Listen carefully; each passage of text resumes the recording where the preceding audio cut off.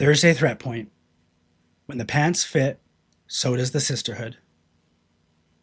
She's never the problem. Just ask her friends. She left the house, packed her bags, took her yoga mat, and that smug little smirk like she finally won. I thought that was it. No more sniping in the kitchen, no more cold wars on the couch. Done and dusted. I wasn't even close. She didn't need the house, she needed the narrative. And that was the real prize. She kept it. Guys think divorce is about money, custody, or property. They think it all starts when she walks out of the door. But by the time she leaves, she's already been gone for months.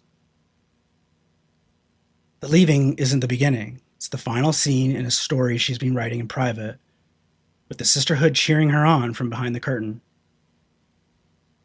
Divorce isn't about assets. It's about the story she gets to tell.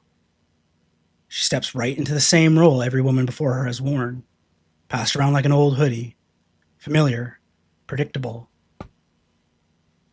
The sisterhood isn't subtle. They all run the same script. They don't even need to try the pants on. They already know they fit.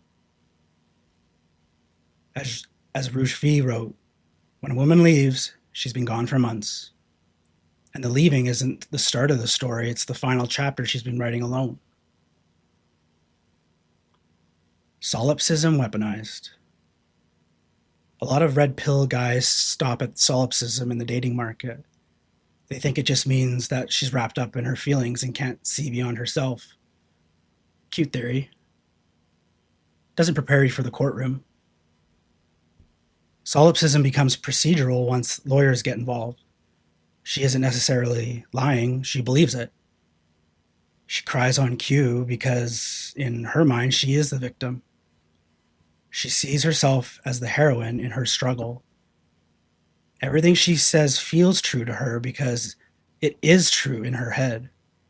Can't debate that, can't reason through it, can't argue her back to reality.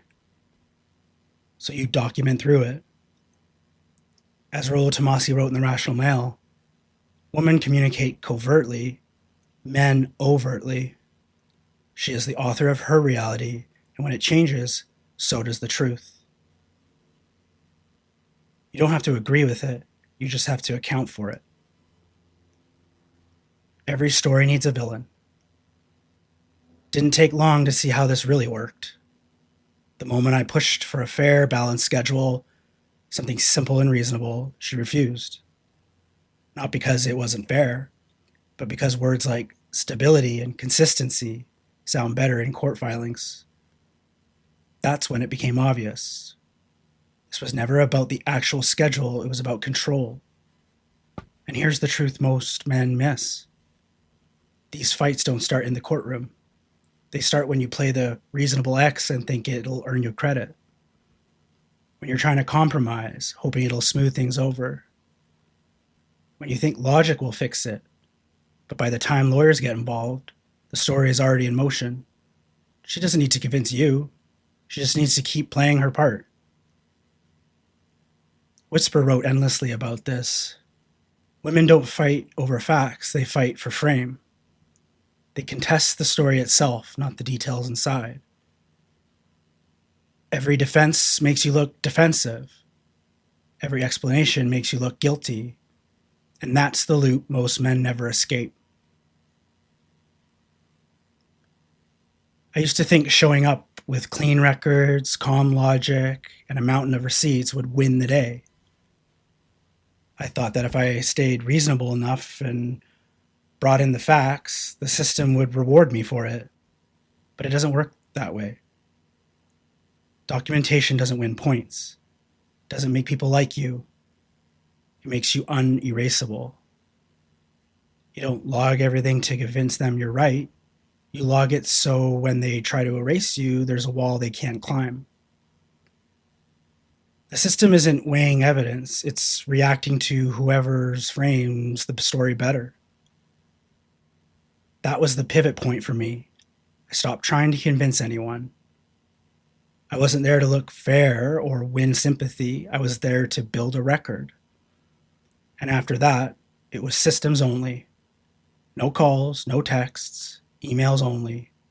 Every exchange logged in the custody app. Every pickup and drop off documented.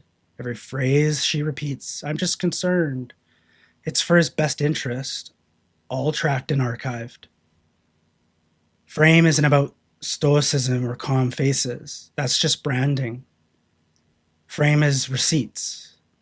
And as Ryan Stone says, frame isn't what you feel, it's what you can prove. During one pickup, she showed up late, smug as ever, tossing out some excuse about traffic. I didn't argue. I logged it. That's frame. Royce said it perfectly in the 16 Commandments of Poon. Never apologize for your masculine nature. You're not there to perform calmness. You're there to run the system, build leverage, and let the receipts speak for themselves. Silence isn't neutrality, it's vacancy. And in custody, vacant spaces get filled fast. Stop chasing fairness, build position instead. She can call me rigid, she can call me cold. Her little gossip circle can roll their eyes at me, doesn't matter. My kid doesn't need a dad who wins popularity contests at parent-teacher night. He needs a dad who shows up. On time, every time. Stop chasing fairness and start building position. She left the house, but the narrative followed her everywhere. Her social circle, the staff at school, her lawyer, they all heard her side by default. She doesn't have to say it outright. She just soft sighs, subtle remarks, little hints about how hard she has it. Most men think they can counter that by being quiet, by taking the high road. Silence isn't neutral, it's absence. And she'll fill that void. She doesn't need evidence, she needs tone. And courts love tone. As Rollo Tomasi puts it, women don't care about the sacrifices you make, they care about the sacrifices they make. And that's the trap. You think your patience and quiet suffering will earn you points? It won't. No one's patting you on the back for how much you put up with. She doesn't need to openly smear you. She just needs to imply concern, to sound worried about the impact of inconsistency, to casually mention how hard it's been on the child. The words stay soft, but the message lands hard, and it sticks. I call it the Council of Karens, the endless loop of administrators, court clerks, therapists, parenting coordinators, and school secretaries, all armed with policies and paperwork. They don't need to yell, they just file forms, follow protocols, document concerns. And that's how most fathers get boxed out. Not by fights, but by paperwork warfare. Death by paper. They'll drag you into mediation, then CC the school principal for transparency. They'll request meetings with family services framed as collaboration. They'll loop in daycare staff and therapists under the guise of child-centered planning. Meanwhile, your silence gets spun as absence. Your refusal to play along becomes uncooperative. They're building a fire, and you're just building pride. That's how most men lose. Silence doesn't protect you. It just leaves space for her version to spread. In mediation, she casually dropped the term high conflict like she was reading off a grocery list.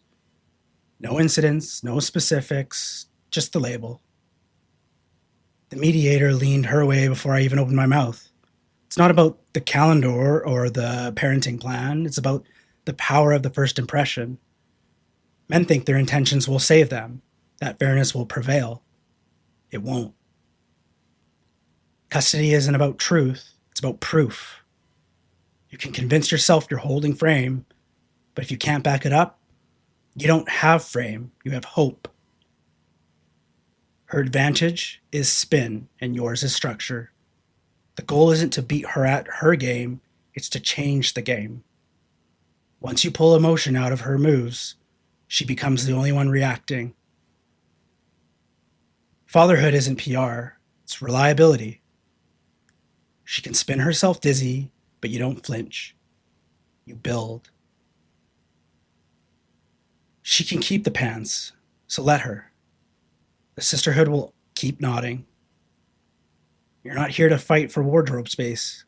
You're here to outlast them. The pants always fit because it was never about truth. It was always about shared fabric. And you were never meant to wear them. Stop expecting fairness. The system isn't broken. It's exactly designed the way it is, rewarding the better story, not the better man.